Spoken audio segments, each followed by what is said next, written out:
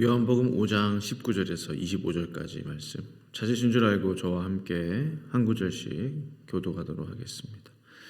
그러므로 예수께서 그들에게 이르시되 내가 진실로 진실로 너희에게 이르노니 아들이 아버지께서 하시는 일을 보지 않고는 아무것도 스스로 할 수 없나니 아버지께서 행하시는 그것을 아들도 그와 같이 행하느니라. 사랑하사 자기가 행하시는 것을 다 아들에게 보이시고 또 그보다 더 큰 일을 보이사 놀랍게 여기게 하시리. 아버지께서 죽은 자들을 일으켜 살리심 같이 아들도 자기가 원하는 자들을 살리느니라.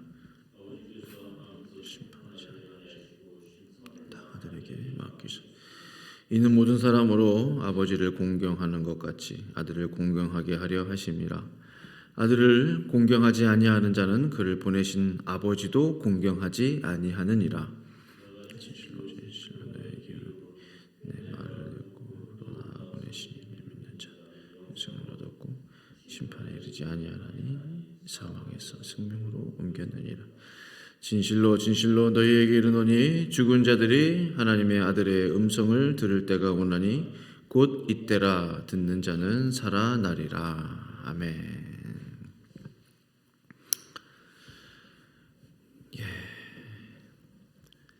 부전자전이란 고사성어가 있죠. 부전자전.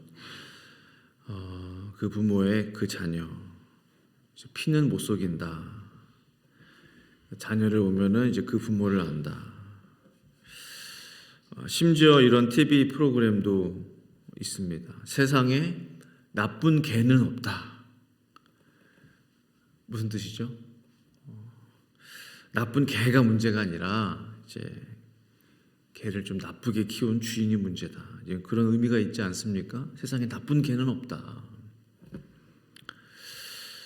이제 반려견들은 이제 그들의 주인을 보고 배우고 주인의 영향을 이제 받는 거죠. 어떻게 가르침을 받았느냐, 이제 그거에 따라서 이제 개들이 나쁘게도 되고 순한 이제 그런 개도 되고. 우리는 누구를 보고 배우느냐, 이게 굉장히 중요한 것 같아요. 왜냐면은 보고 배운 대로 이제 행하고 살아가기 때문에 그렇습니다. 오늘 본문을 보니까요, 아들 예수님께서도 아버지 하나님을 보고 배우셨습니다. 19절 말씀 보시면 그러므로 예수께서 그들에게 이르시되 내가 진실로 진실로 너희에게 이르노니 아들이 아버지께서 하시는 일을 보지 않고는 아무것도 스스로 할 수 없나니 아버지께서 행하시는 그것을 아들도 그와 같이 행하느니라 했거든요. 그러니까 아버지께서 행하시는 그것을 아들도 그와 같이 행하느니라. 그러니까 아들 예수님께서 하시는 그 모든 말씀들과 그 사역들은 하나님 아버지를 보고 배운 것이다. 거죠. 예수님이 행하시는 그 모든 이적들과 말씀들 누구로부터 왔느냐? 하나님 아버지로부터 왔구나. 예수님께서는 아버지의 허락 없이는 아무것도 스스로 하신 적이 없다라는 것입니다. 모든 일을 아버지와 함께 하셨습니다. 아버지가 모르는 게 없어요. 아들이 하는 것은 다 아버지가 아는 것들. 그렇다면 하나님 아버지와 아들 예수님과의 그 관계가 어떤 관계였을까? 그게 궁금하지 않으세요? 가장 중요한 그 관계성은 뭘까? 신뢰의 관계일까? 서로 믿어주는 믿음의 관계? 아니면은 상명하복? 위에서 명령 내리면 밑에서는 복종하고. 놀랍게도요, 본문 20절 말씀을 보니까 아버지께서 아들을 사랑하사 자기가 행하시는 것을 다 아들에게 보이시고 또 그보다 더 큰 일을 보이사 너희로 놀랍게 여기게 하시리라 했거든요. 그러니까 아버지께서 아들을 사랑하셨기 때문에 아버지와 아들의 관계에서 가장 중요한 것은 사랑이었다는 거예요. 사랑. 이게 좀 새롭게 다가와요. 우리가 알고 있지만 사랑의 관계 깊고 오묘하고 또 크기 때문에 그 사랑 때문에 오셨구나. 우리를 사랑하셔서 보내신 것도 맞지만 아버지와 아들이 서로 사랑하셨기 때문에. 그래서 예수님께서 공생에 하셨을 때 세례 요한으로부터 세례 받잖아요. 마태복음 3장 17절 말씀 보면 하늘로부터 소리가 있어 말씀하시되 이는 내 사랑하는 아들이요 내 기뻐하는 자라. 저는 이 말씀이 처음엔 잘 이해가 안 됐어요.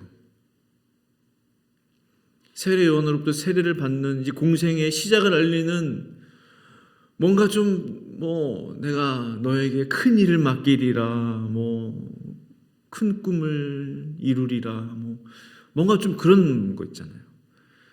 특히 이제 한국 사람들은 이제 일중심적이라 뭔가 그런 일적인 것, 뭔가 사역적인 것, 꿈과 비전에 대한 이제 내가 너로 하여금 근데 하늘로부터 소리가 들리기를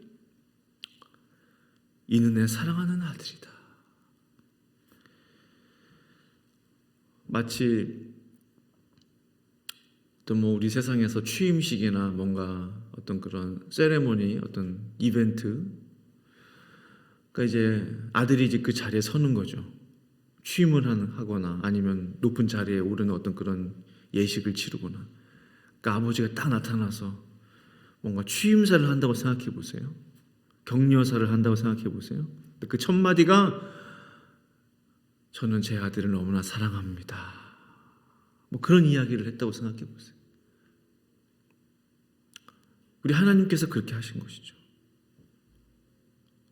이제 하나님의 놀라운 구원 사역을 이루기 위해서 이 땅에 오신 아들 예수님을 향해서 이 말씀을 하고 싶었던 거예요. 이 말씀을 들려주고 싶었던 거예요. 그리고 우리들에게 하나님 아버지가 아들 예수님을 이렇게 사랑하셨구나, 이것을 알려주기를 원하셨던 거예요. 내 기뻐하는 아들, 내가 사랑하는 아들이다. 예수 그리스도는.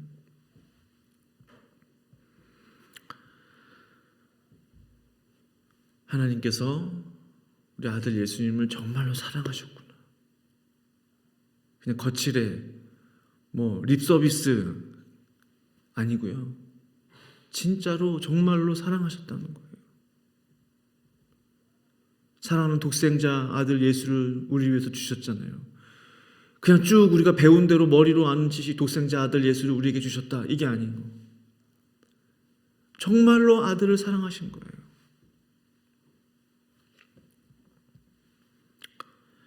사랑하셨기 때문에 아버지의 애를 아들에게 보여주셨어요. 사랑하셨기 때문에 아버지의 애를 아들에게 다 맡겨주셨어요. 세상에선 그런 거 없잖아요. 경영권 물려줄 때 사랑하는 아들에게 경영권 줍니까? 일 잘하고 똑똑하고 말 잘 듣고. 근데 하나님의 위대한 사역은 그렇지 않다는 거예요. 얼마나 사랑하느냐. 하나님 아버지께서 아들 예수님께 맡기신 사역은 뭡니까? 오늘 두 가지를 볼 건데요. 구원의 일이에요. 구원의 일을 맡겨버리셨어요. 21절 보니까 아버지께서 죽은 자들을 일으켜 살리심 같이 아들도 자기가 원하는 자들을 살리느니라. 구약 역사를 보면은 하나님께서 구원의 역사를 계속 이루어 주셨잖아요. 이스라엘 구원의 역사부터 해서 아들도 그런 구원의 역사를 하셨다는 거예요. 똑같이. 요한복음 5장 25절 말씀 보시면 진실로 진실로 너희에게 이르노니 죽은 자들이 하나님의 아들의 음성을 들을 때가 오나니 곧 이때라 듣는 자는 살아나리라. 그러니까는 예수님께서 구원의 역사를 행하실 때 어떤 방법으로 구원의 사역들을 하셨습니까? 바로 말씀으로. 왜냐하면 듣는 자는 살아나리라. 뭘 들어요? 하나님의 말씀을 듣는 자, 예수 복음을 듣는 자, 예수님이 전하시는 그 말씀을 듣는 자는 살아나리라. 살아나리라. 지금이 바로 구원을 얻을 때라는 거죠. 말씀을 들을 때라는 거죠. 지금이 얼마나 심플한지요. 얼마나 쉬워요. 구원 얻는 방법이. 말씀을 들으면 살아난다니. 이 얼마나 쉽습니까? 돌을 닦아라. 뭐 10년, 20년 뭐 뭘 해라. 정말 힘들 거예요. 구원을 얻기 위해서. 무릎으로 기어 올라가라. 뭐. 그러나 하나님의 아들의 음성을 듣는 자는 살아난다. 그렇다면 반대로 사람들이 죽는 이유는 뭐예요? 아들 예수님의 말씀을 들을 귀가 없거나 들을 마음이 없거나 듣기는 들어도 건성으로 듣는다는 거죠. 정말 그런 것 같아요. 앞에서 이렇게 보면 성도님들이 말씀을 잘 듣는다 안 듣는다 진짜 다 보여요. 5초면 그냥 스캔이 딱 돼요.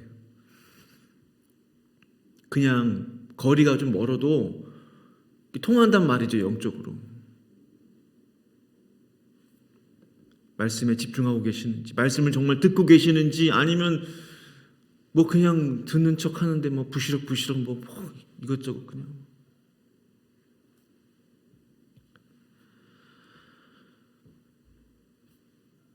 또한 하나님 아버지께서 아들 예수님께 맡기신 두 번째 일은 심판의 일입니다. 심판의 일을 맡기셨어요. 구원의 일, 그리고 심판의 일. 처음과 나중이죠. 구원의 일은 시작하는 거죠. 사람을 살리는 거죠. 심판은 마지막 마무리죠. 22절 말씀 보시면 아버지께서 아무도 심판하지 아니하시고 심판을 다 아들에게 맡기셨으니, 우리 예수님은 심판의 주님이십니다. 이것을 알아야 돼요. 처음에 오실 때는 마구간 말구 위에 초라한 모습으로, 아기의 모습으로 공생의 삶도 얼마나 우리 예수님 정말 가난한 자들과 함께 어렵게 사셨습니까? 그러나 우리 주님은요, 심판의 주님이세요. 27절 오늘 본문 보면 또 인자됨으로 말미암아 심판하는 권한을 주셨느니라. 사람들을 심판하는 권세, 권한을 가지신 분이세요. 이 예수님께서 가지고 계신 이 심판의 권한이 얼마나 정말 무거운지요. 얼마나 크신지, 얼마나 깊은지요. 감당할 수가 없어요. 상상할 수가 없어요. 이 심판의 권세가요.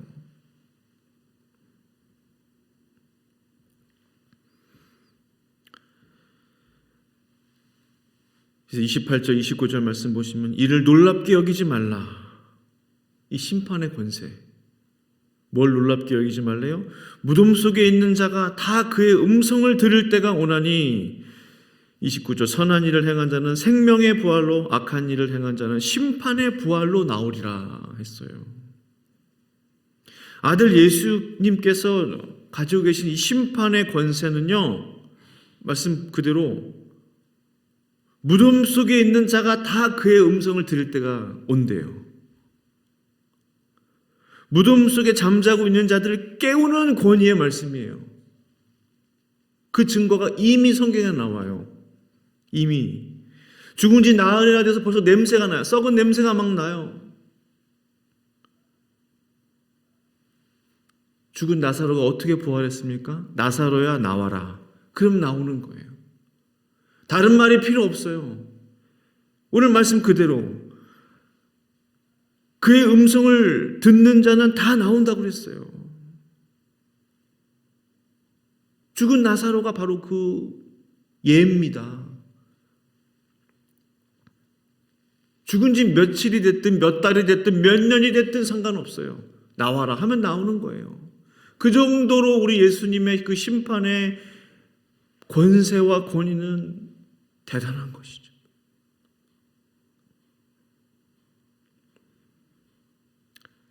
나사로는 생명의 부활의 작은 샘플이에요. 아, 우리도 그렇게 부활하겠구나.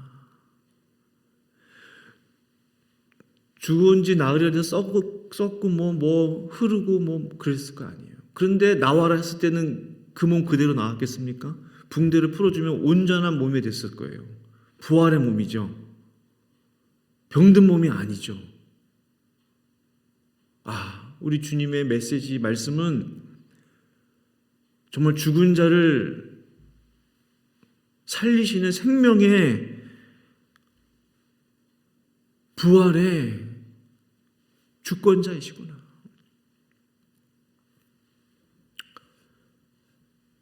그 말씀을 하는 거죠. 선한 일을 행한 자는 생명의 부활로, 악한 일을 행한 자는 심판의 부활로. 심판의 부활도 있다는 거예요. 말씀을 마무리하기 원합니다. 우리 아들 예수님과 하나님 아버지의 관계는 사랑의 관계예요. 이 모든 것들이 구원과 심판의 사역들의 그 핵심에는 사랑의 관계가 있었다는 사실이에요. 마찬가지로 우리와 우리 아들 예수님과의 그 관계가 사랑의 관계가 되었을 때 우리에게 다 보여주신다는 거죠. 하나님 보여주세요. 보고 싶어요. 하나님을 보여주세요. 하나님의 능력을 보여주세요. 하나님의 권세와 영광을 보여주세요. 얼마나 기도 많이 해요. 점검해 봐야 할 게 있어요. 정말로 아들 예수님을 사랑하는가? 내 야망을 이루려고 하는 건 아닌가? 내 꿈을 이루려고 하는 건 아닌가? 방법은 이미 나와 있어요. 내가 하나님을 얼마나 사랑하나?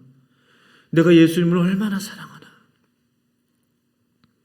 그 사랑의 친밀한 관계가 온전히 될 때 우리 주님은 우리에게 주의 일들을 맡겨주시는 거죠.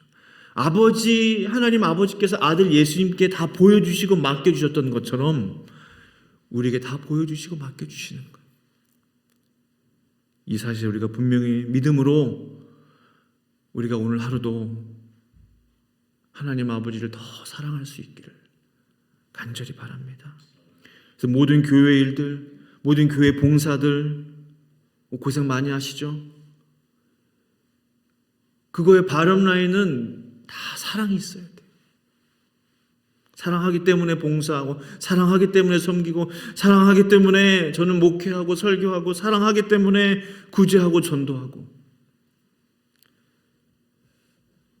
주님의 사랑이 저와 성도님들의 삶에 그리고 우리 교회의 공동체에 넘칠 수 있기를 간절히 축원합니다. 우리 함께 기도하시겠습니다. 아버지 하나님 감사합니다. 하나님 아버지께서 아들 예수님께 하나님의 그 구원의 사역과 심판의 사역들을 맡겨주실 때 가장 중요한 것은 사랑이었습니다. 두 분 사이의 사랑이었습니다. 아버지는 아들을 사랑하고 아들은 아버지를 사랑하는 그 사랑의 관계가 하나님의 놀라운 구원의 사역 그리고 심판의 사역을 이루고 계시는 줄로 믿습니다. 하나님, 우리가 오늘 하루 하나님을 사랑하기 원합니다. 하나님을 사랑하기 때문에 세상에서도 열심히 일하고 하나님을 사랑하기 때문에 주의 일도 열심히 행하는 사랑의 사람들이 다 될 수 있도록 주님 도와주셔서 우리가 많은 일들을 행하기 원합니다. 주님의 구원의 사역들을 감당하기를 원합니다. 하나님 이 재단을 사용하여 주시기를 소원합니다. 그 놀라운 은혜와 역사가 올 한 해 나타날 수 있도록 주님 도와주시옵소서. 감사하며 예수님의 이름으로 간절히 기도합니다. 아멘.